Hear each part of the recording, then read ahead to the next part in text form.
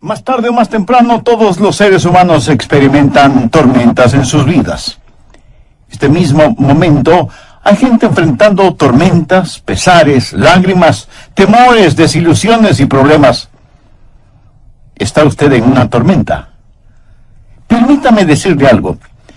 Dios necesariamente no le sacará de esa tormenta, pero escúcheme, Dios le dará paz en medio de su tormenta. Eso es lo que la palabra de Dios enseña. Por favor, tome la palabra de Dios y busque Juan, capítulo 6. En unos momentos vamos a empezar a leer en el versículo 16. Vamos a estar hablando un poco de los problemas, pesares, dolores, desilusiones, lo que llamaríamos las tormentas de la vida. Por ejemplo, vamos al doctor y recibimos un mal diagnóstico. Una carta que esperábamos ansiosamente nos trae muy malas noticias. No sabemos qué nos dirán en la próxima llamada telefónica, y así por el estilo.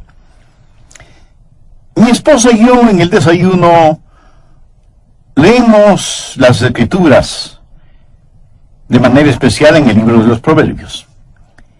Y leímos el siguiente, Proverbios 27:1. No te jactes del día de mañana, porque no sabes qué dará de sí el día. Amigo, ninguno de nosotros sabemos qué traerá la próxima noticia que nos llegue. Sea buena o mala, sencillamente no sabemos. Hay tormentas que vienen a nosotros. Bien, el Señor aquí realizaba su ministerio en Galilea, estaba con sus discípulos y se encontraban en una tormenta. Y leeremos al respecto y luego vamos a aprender algunas lecciones maravillosas de cómo usted puede encontrar paz en medio de su tormenta, porque todos tenemos tormentas. Empecemos en el versículo 16 de Juan capítulo 6.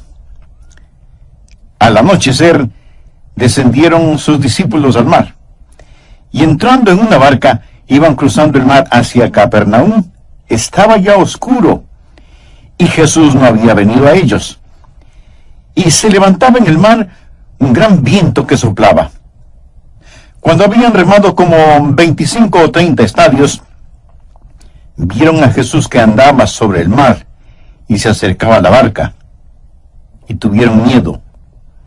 Mas él les dijo: yo soy, no temáis. Por favor, subraye esa última frase, no temáis. ¿Sabe? Unas 365 veces en la Biblia, una por cada día del año, Dios nos ha dicho que no tengamos miedo. De una u otra manera, Él dijo, no tengan miedo, o no temáis. 365 veces, Él nos dice que no temamos. El diablo es el ministro siniestro del miedo, pero nuestro Señor nos dice que no temamos. Ahora recuerde, los discípulos estaban en medio de una tormenta y Él les dice, yo soy, no temáis. Ellos entonces con gusto le recibieron en la barca, la cual llegó enseguida a la tierra donde iban. En nuestras jornadas a Israel, he ido a Israel muchas veces, lo que más disfruto, lo más deleitable, es sentarme al crepúsculo a la orilla del mar de Galilea. Casi es hipnotizante, es como un sueño. ¡Qué tranquilidad! Usted casi se intoxica con la belleza del paisaje al ponerse el sol en el mar de Galilea, en las alturas de Golán. Y al otro lado del mar, desde Tiberias, donde todo se pone color rosado. Usted se sienta allí, escuchando los pájaros que anidan en los árboles. Creo que el mar de Galilea es uno de los cuerpos de agua más bellos sobre la tierra. Los rabinos antiguos decían que después que Dios creó todos los otros mares, entonces Él creó el de Galilea, solo para Él. Bien, pongamos el trasfondo para este pasaje de la Escritura. Ha sido un hermoso día. Jesús ha estado con sus discípulos enseñándoles y había realizado el milagro de alimentar a más de 5,000 personas. Los discípulos no solo estaban llenos de alimento físico, sino que también estaban llenos de éxito, de conocimiento, de confianza. Había sido un estupendo día y la noche era hermosa. Tal vez como la noche que describí hace algunos minutos, cuando uno se sienta satisfecho a contemplar la luna, luciendo como una gardenia en la solapa de la noche.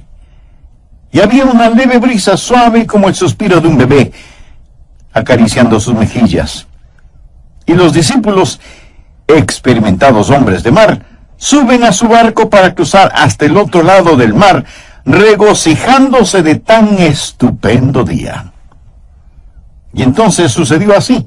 De repente, el viento comenzó a soplar.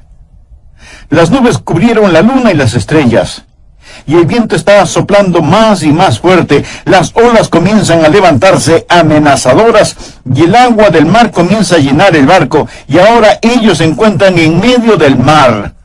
Oscurece, y el viento es contrario a ellos, y no pueden ni siquiera ver sus manos frente a sus rostros.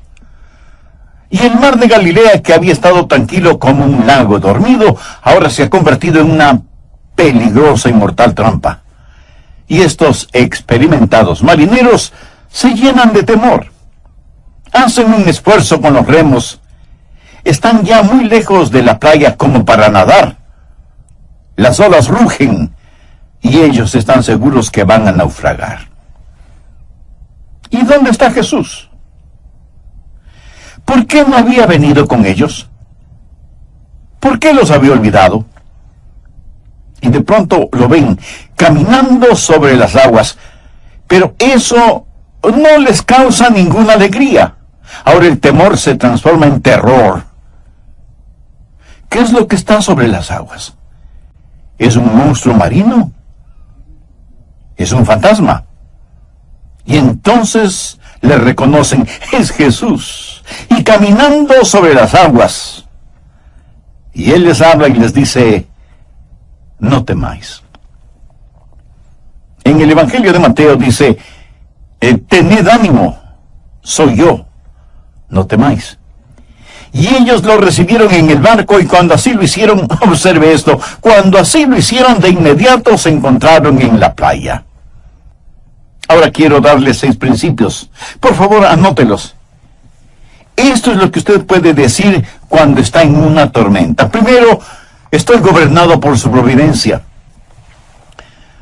Lo que le sucedió a estas personas aquel día no fue ninguna coincidencia, no fue un error, ni era algo que debía haberse evitado.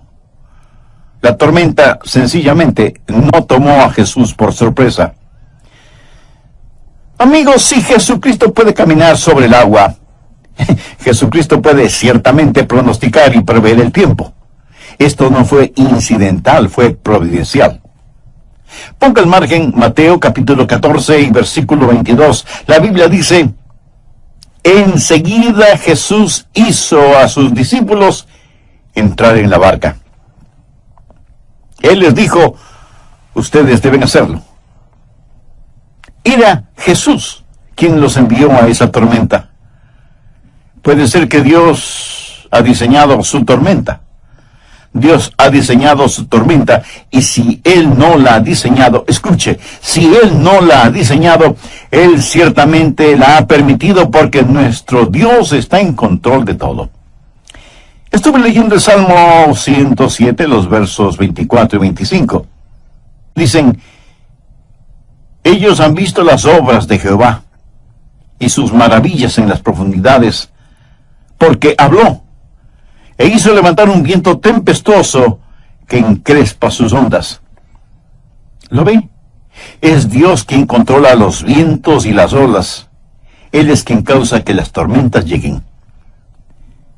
Mira, es una teología vacía el decir que si estamos en la voluntad de Dios, vamos a navegar apaciblemente por el mar de la vida, que no tendremos enfermedades, ni penas, ni desilusiones, ni separación, que no habrá muerte en nuestra familia, que no habrá problemas. Como algunos charlatanes lo dicen en televisión, esté bien con Dios, cree en Dios. Envíeme una ofrenda generosa y nunca se enfermará. Todo le saldrá muy bien.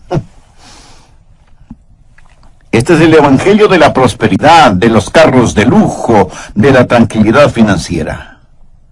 Amigo, hay una palabra muy castiza que describe eso. Engaño.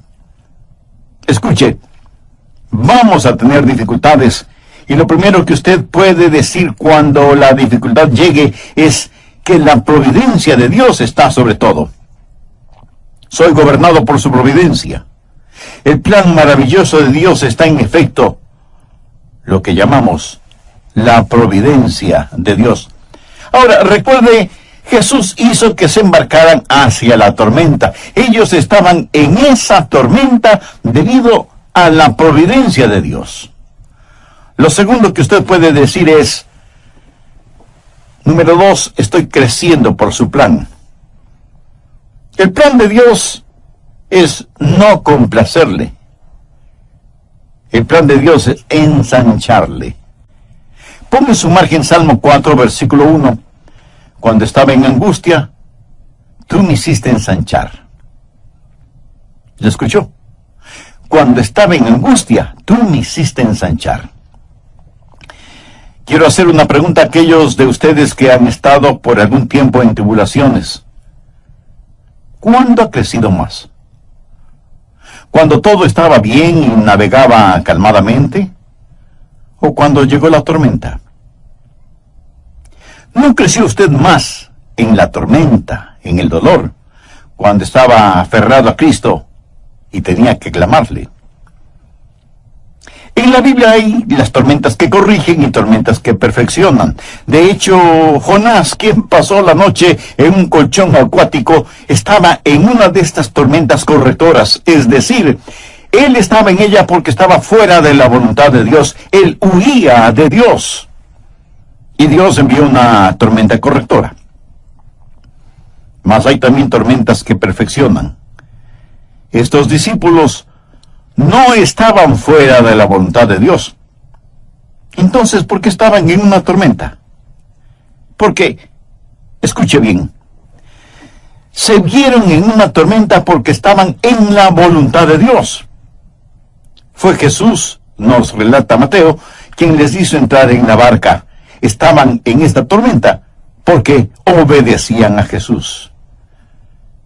Bien, ¿por qué Jesús querría que ellos estuvieran en una tormenta? Porque Él quería que ellos crecieran. A menudo he compartido estas palabras. Desconozco el autor. Dice, caminé 1 milla con el placer, charlamos todo el camino, pero no me dejó más sabio con todo lo que tenía que decir. Caminé 1 milla con el sufrimiento. Ni una palabra dijo. Pero las cosas que aprendí del sufrimiento, cuando el sufrimiento caminó conmigo. ¿No es eso cierto? Cuando estaba en angustia, tú me hiciste ensanchar. Y alguien dijo que la fe es como un rollo de fotografías. Se revela en la oscuridad. Es cuando aprendemos a confiar en el Señor.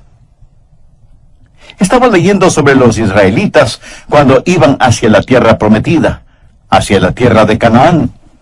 Y en la tierra de Canaán había algunos gigantes, hijos de Anac, poseídos por el demonio.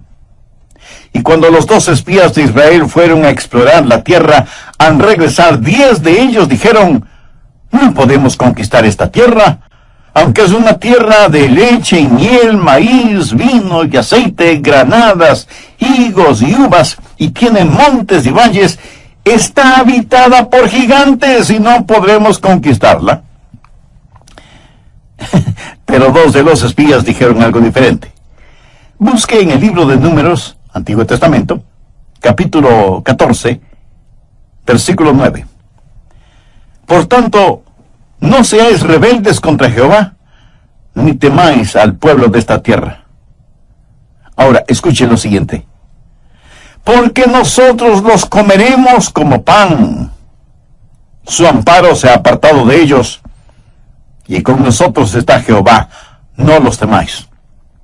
En otras palabras, ellos dijeron, miren, conquistar a esta gente será fácil, será como comer pan, no debemos tenerles miedo. ¿Para qué comemos pan?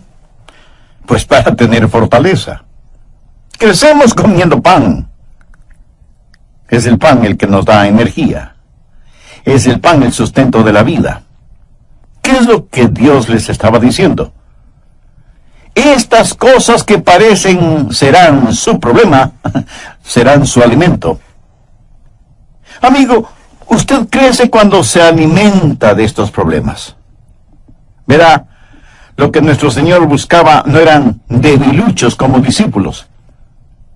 Él quería que crecieran y permitió que estuvieran en una tormenta para ensancharlos.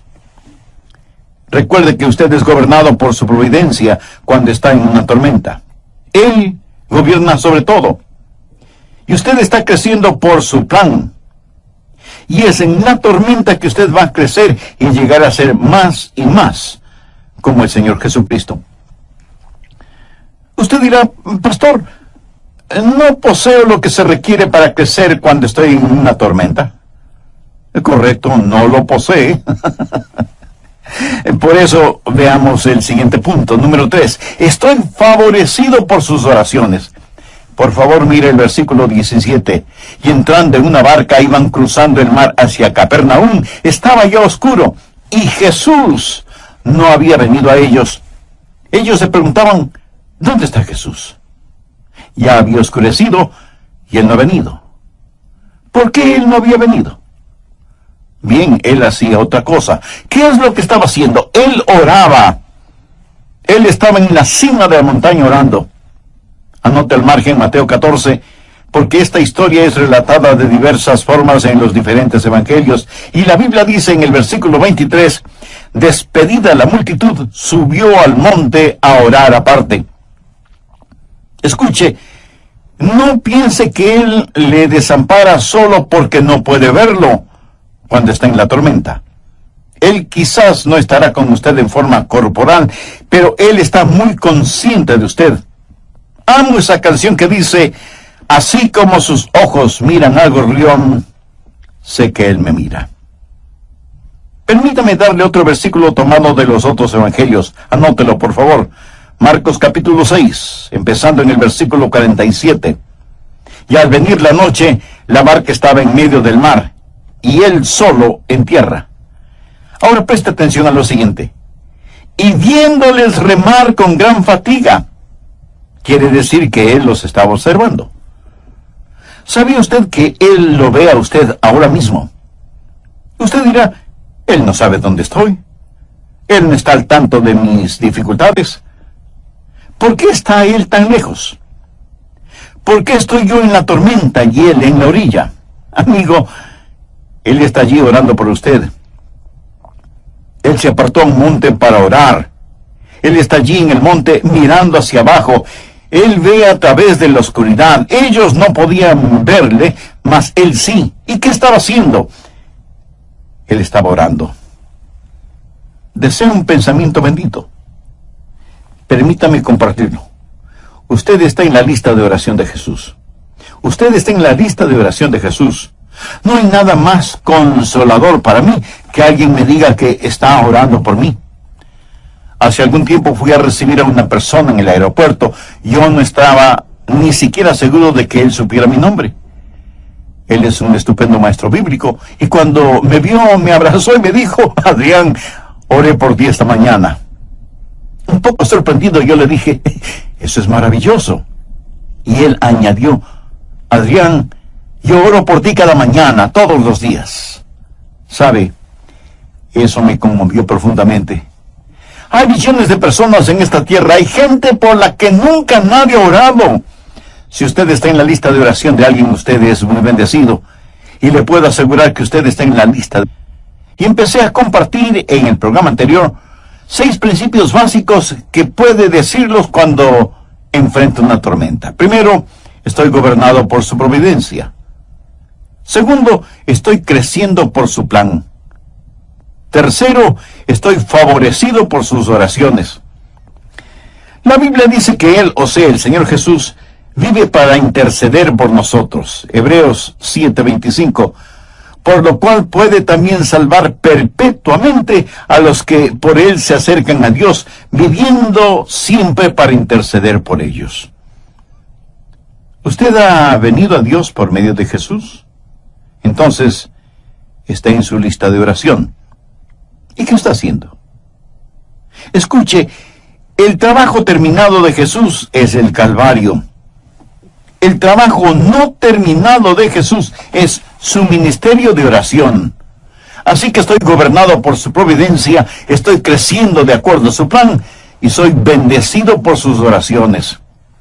No solo favorecido por sus oraciones, sino también estoy animado por su presencia. Él vendrá. Mire por favor nuevamente Juan 6, el versículo 20. Mas él les dijo, yo soy, no temáis. Y en Mateo, él les dice que tengan ánimo. Mateo 14, versículo 27. Pero enseguida Jesús les habló diciendo, tened ánimo, yo soy, no temáis. Puedo ver a estos discípulos con el sudor en sus frentes y sus rostros reflejando el temor, sus manos ceñidas a los remos, fatigados con dolor de espalda, remando y remando. Pedro grita, más fuerte, que nos vamos a hundir. Y Tomás dice, no creo que vayamos a lograrlo, vamos a naufragar. Y entonces ellos ven a Jesús. Le pregunto, ¿por qué Cristo no llegó antes? ¿Por qué esperó? Sabía que Él se esperó allí por mucho tiempo. Si usted lee la historia, se dará cuenta que ellos estuvieron en alta mar durante varias agonizantes horas. Y aquí se encontraban en la hora más oscura de la noche. Y Mateo relata que Jesús llegó en la cuarta vigilia de la noche. Eso es entre las 3 y las 6 de la mañana, la hora más oscura. Durante largas y agonizantes horas, parecía que Él se hubiera olvidado de ellos. Y no fue que Jesús se había olvidado de ellos. Realmente fueron los discípulos quienes se habían olvidado de Jesús. ¿Sabe? Jesús acababa de realizar un milagro.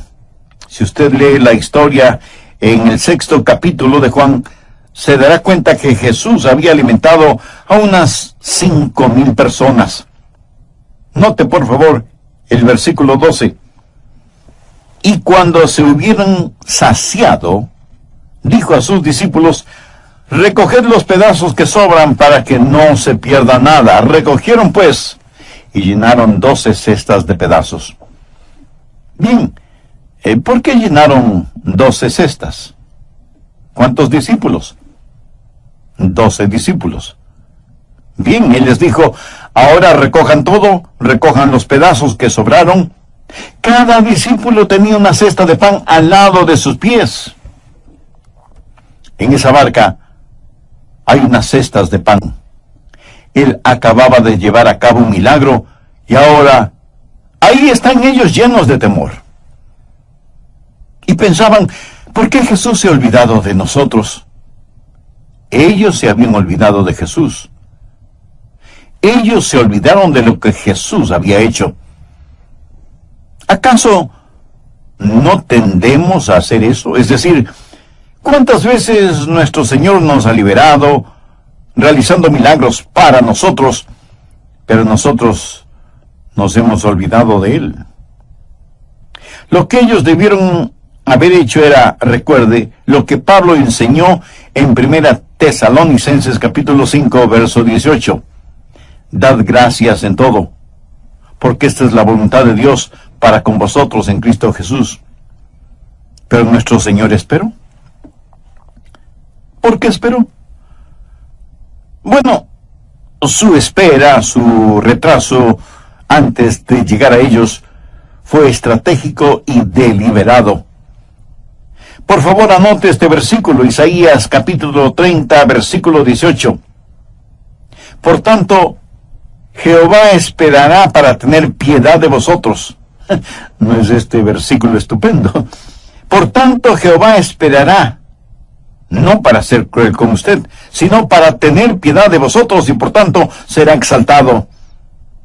Dios está en el negocio de hacer gloria para sí. Será exaltado teniendo de vosotros misericordia, porque Jehová es Dios justo. Eso significa discernimiento. Él no solo sabe lo que usted quiere, Él sabe lo que usted necesita. Y entonces dice, bienaventurados todos los que confían en Él. Dios espera. Usted necesita esperar. Y sabe lo que Dios espera.